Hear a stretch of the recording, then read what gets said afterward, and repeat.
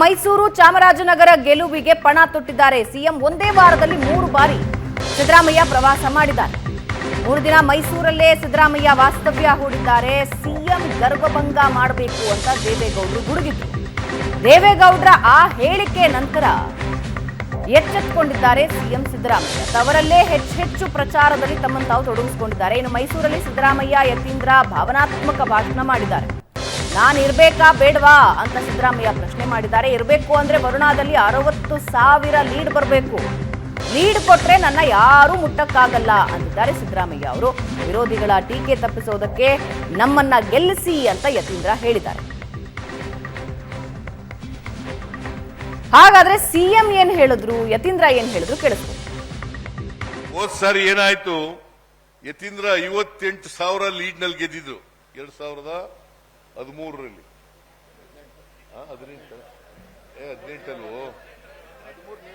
18ರಲ್ಲಿ ಸಾರಿ 18ರಲ್ಲಿ 58,000 lead ನಲ್ಲಿ.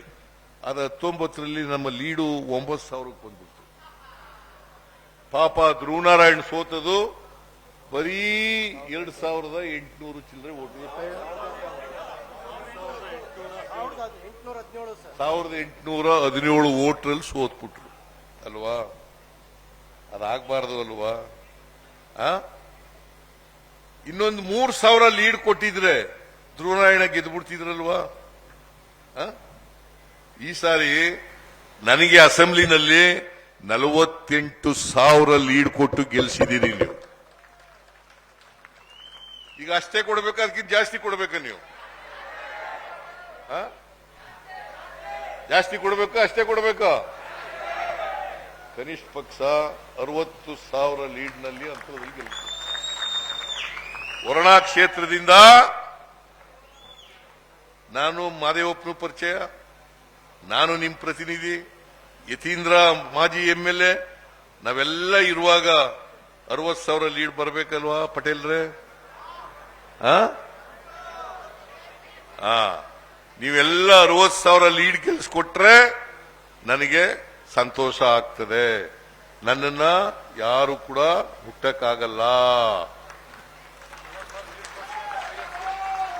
ನಾನು ಇರಬೇಕಾ ಬೇಡ?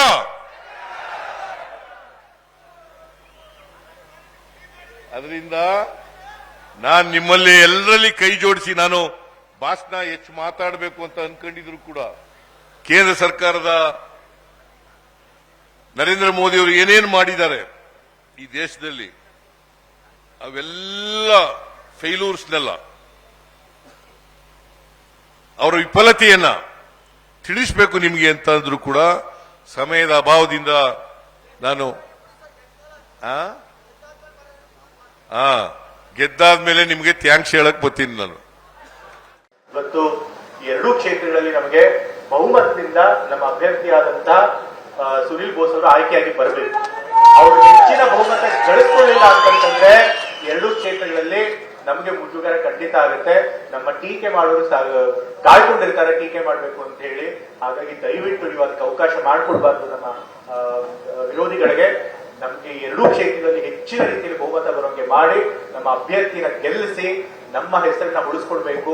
ಮುಖ್ಯಮಂತ್ರಿಗಳು ಮತ್ತೆ ಎಚ್ ಸಿ ಮಾದೇವ್ ಸರ್ ಹೆಸರನ್ನ ಉಳಿಸ್ಕೊಡ್ಬೇಕು ಅಂತ ಹೇಳಿ ನಮ್ಮೆಲ್ಲ ಕಾರ್ಯಕರ್ತರು ನಾನು ಕಳಕಳಿಯಿಂದ ಮನವಿ ಮಾಡ್ತಾ ಇದ್ದೇನೆ. ಮತ್ತೊಮ್ಮೆ ಮತದಾರರಲ್ಲಿ ಕೇಳ್ಕೊಳ್ತಾ ಇದ್ದೇನೆ, ದಯವಿಟ್ಟು ನಮ್ಮ ಪಕ್ಷಕ್ಕೆ, ನಮ್ಮ ಅಭ್ಯರ್ಥಿ ಸುನೀಲ್ ಬೋಸ್ ಅವರಿಗೆ ವೋಟ್ ಮಾಡ್ಕೊಡಿ. ಇವತ್ತು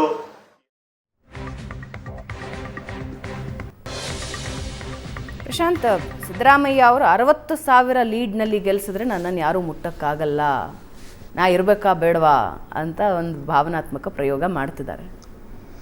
ನ್ಯಾಚುರಲಿ ನೋಡಿ, 2014-19 ಎರಡು ಚುನಾವಣೆಗಳಲ್ಲಿ ಮೈಸೂರಿನಲ್ಲಿ BJP ಗೆದ್ಕೊಂಡಿದೆ. ಪ್ರತಾಪ್ ಸಿಂಹ ಅಲ್ಲಿ ಸಂಸದರಾಗಿದ್ದರು.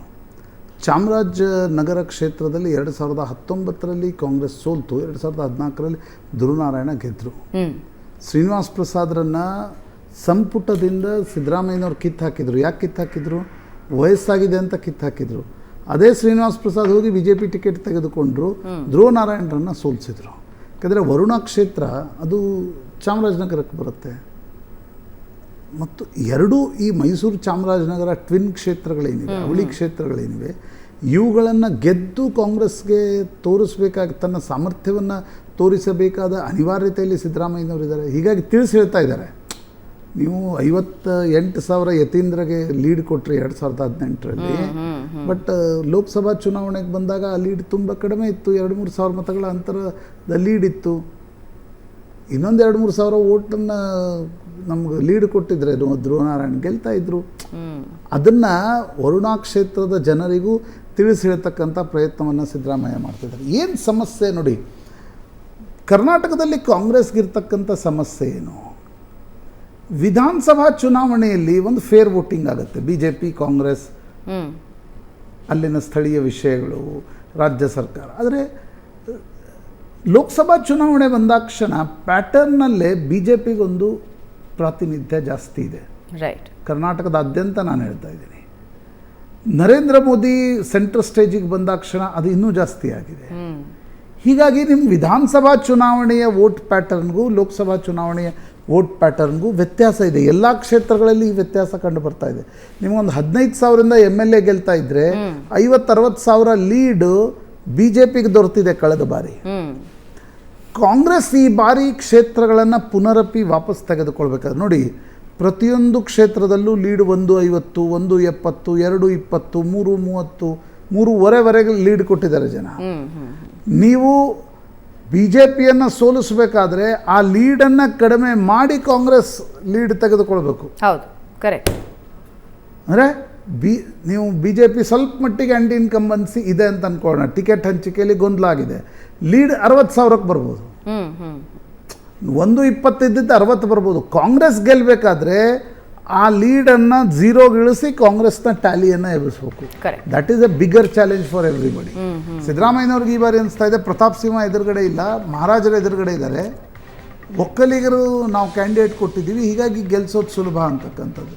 ಬಟ್ ಅಲ್ಲಿ ಮೋದಿ ಫ್ಯಾಕ್ಟರ್ ಇದೆ.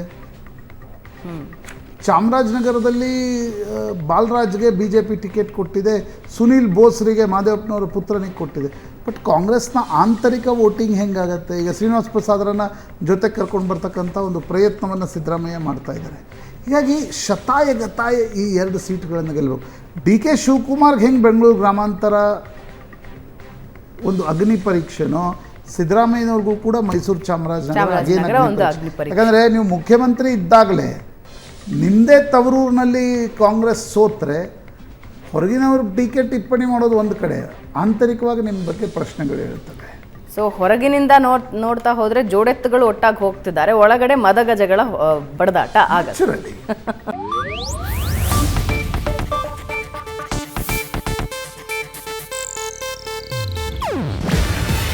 ಇದು ಏಷ್ಯಾನೆಟ್ ನ್ಯೂಸ್ ನೆಟ್ವರ್ಕ್ ಪ್ರಸ್ತುತಿ.